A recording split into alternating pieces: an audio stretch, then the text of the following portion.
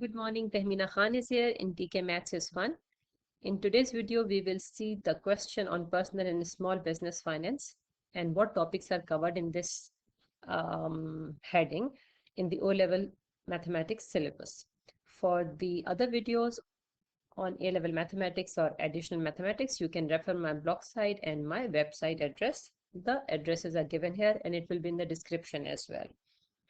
So according to the syllabus, we will cover here simple interest, compound interest, and other word problems which have day-to-day mathematical problems. So it covers a vast range of topics. In this video, we are covering simple interest and compound interest, right? So basically from this point, these two topics. Okay.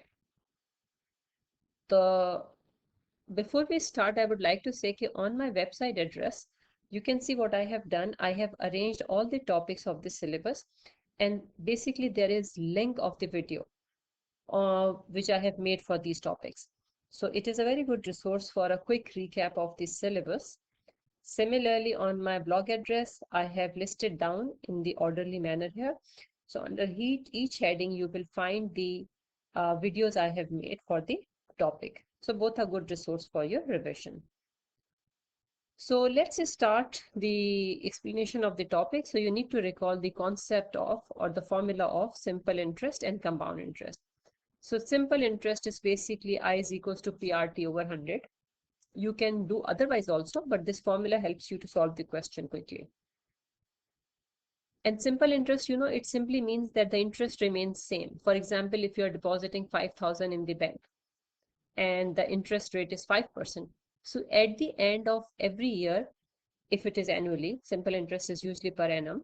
So you get 5% on 5,000 if 5,000 is your principal amount, right? So every year the 5% is charged on 5,000. But what about compound interest? Compound interest, the formula, first of all, let's discuss and then the concept. The compound interest formula is A is for amount, and I'm sure you know amount is equals to principal plus interest, right? So if you don't know, amount is equals to principal plus interest, right? So formula is P times 1 plus R over N NT. Now, sometimes the student get confused. This formula is written at times like this, right? Let me explain it to you. R over 100 N bracket NT. Now, when it is R over 100 and suppose rate is 5%, then you will write here 5 in place of R. But if it is written R over N, then you will write in the decimal form. So 5% is actually equals to 0.05. So then you will write here 0.05. So it's like more common sense, right? Now what is NT? N is representing number of times the interest is compounded. So I have taken a question here where it says the interest is compounded per year. Per year mean once in a year. So N will be 1. If I say it is compounded half yearly, it means 2 times in a year. Then N will be 2. If I say interest is compounded monthly, it means 12 times in a year. Then N will be 12. And T is the time period in year for which you are taking the loan. So maybe you are taking this loan for 5 years or for 4 years. So you will write it here, right? So this is the meaning of it. So I have written this again here. Just a minute, please. So you can see here, right? So do not get confused that these are different formula. They're same, but how you are applying it, that makes the difference. Okay, so let's see this question. Find the compound interest on $3,000 for 4 years at 5% per annum compounded annually. Now, when it is saying compounded annually, it means your N is equals to 1. 4 years mean T is equals to 4. And the interest on 3,000, it means this is your principal amount and this is your R, right? So you can just put down all the information here. And then after that, you substitute in the formula. In the formula which I showed you, it was written here NT, right? So N is 1, NT is 4. So 1 4s are 4. And here also it was N in the formula, so N is 1. So it will become this, right? Now question is saying find the compound interest. And if you see in the formula, this formula gives you amount. And amount I told you is what? Principal plus interest. So if I have to find out compound interest, what will I do with this thing? I will minus 3000 from it, right? So when I'll minus 3000 from it, I will know how much interest I got, or whoever was this, in 4 years time, right? Now next question. The compound interest on 1500 for 2 years at 2% per annum, more or less same question, compounded annually or monthly. So here is the difference. So part one is exactly what we have done earlier, right? So substituting in the formula, n will be 1 for part 1 and n will be 12 for part 2, right? And if I'm writing here t, it is 2. T is 2. And if you write n here according to the original formula, then for part 1, n will be 1. For part 2, n will be 12, right? So let's see part 1 first. When n is 1, everything is fine. And then we subtracted the principal amount from it, which is 1500. So we got a interest, compound interest. Now, monthly compounded, it means n is 12. So now you see we are multiplying here. R is,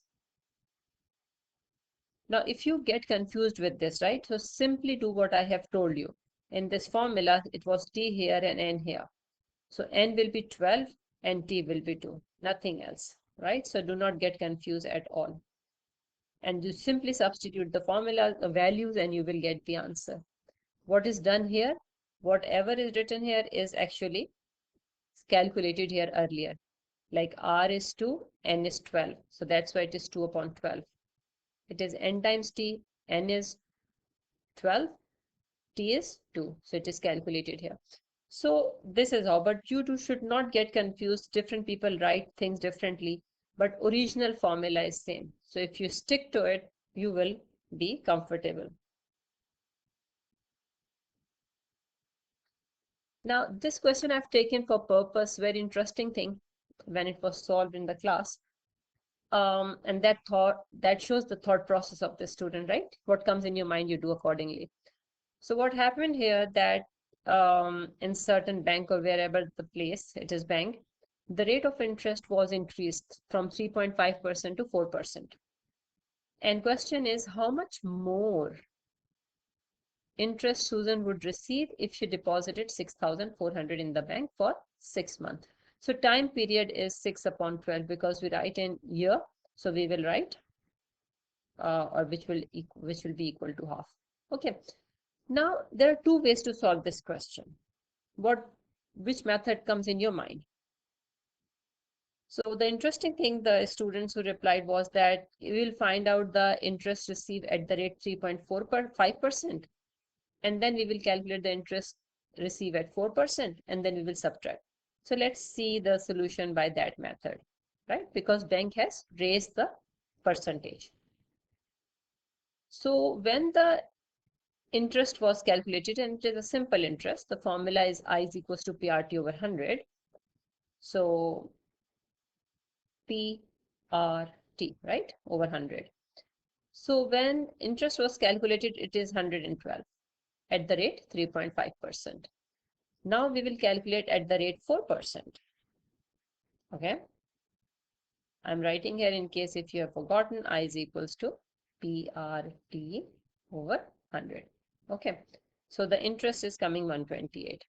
So because the question is saying how much more she received, we simply subtract the two and get the answer. Okay, $16 more she would receive.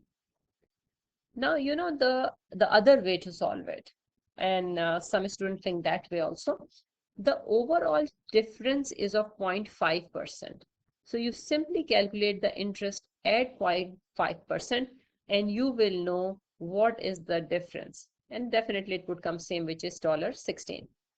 So now, because the difference in rate is of 0.5%, so we will simply calculate R at 0.5, the rest of the formula same, and my interest will come $16. So thank you very much for watching this video. Please share and subscribe and share with your friends and press like and subscribe to encourage my efforts. Thank you very much. Bye bye.